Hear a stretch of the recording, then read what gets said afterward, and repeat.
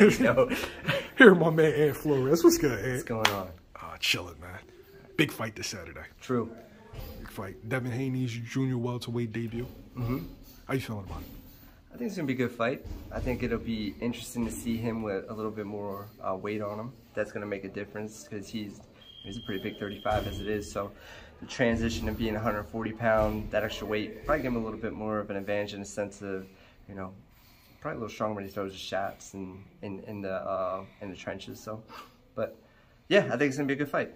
How did you feel when you first moved from 35 to 40? Like, I keep hearing about that last 5 pounds.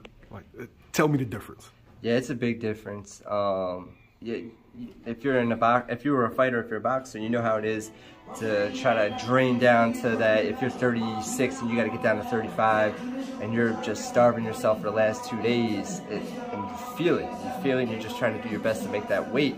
It's no longer about the fight. It's just you're fighting the scale. So, you know, to have those extra 5 pounds where you can actually walk around 42, 43, and you know that you're maybe a run away from getting your weight back right into, you know, where you need to be, you feel it. And even when you're in the ring, you feel, you know, just the fluidity in the sense of you're stronger, you're healthier.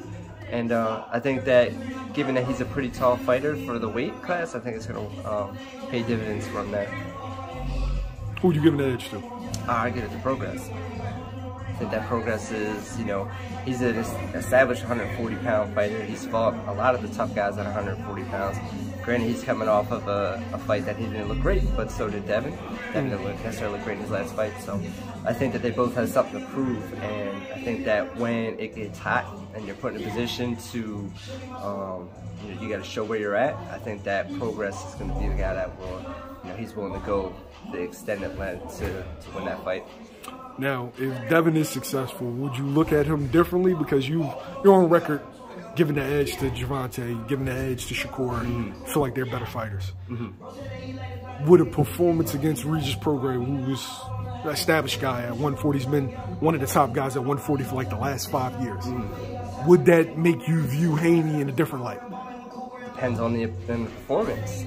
You know, if the performance is a close fight, or if it's you know, he doesn't really show that he's, you know, I think a convincing win, then yeah, I'd say, all right, you know what, I got to give credit where credit's due. I don't think that he's necessarily a bad fighter. I think that he's got, you know, he's good skills. He's a decent fighter overall, but, you know, you need to have an opponent in your arsenal that you show you are next level. Coming at 11 tomorrow. All right. War Ricardo, my man. Later, Bo.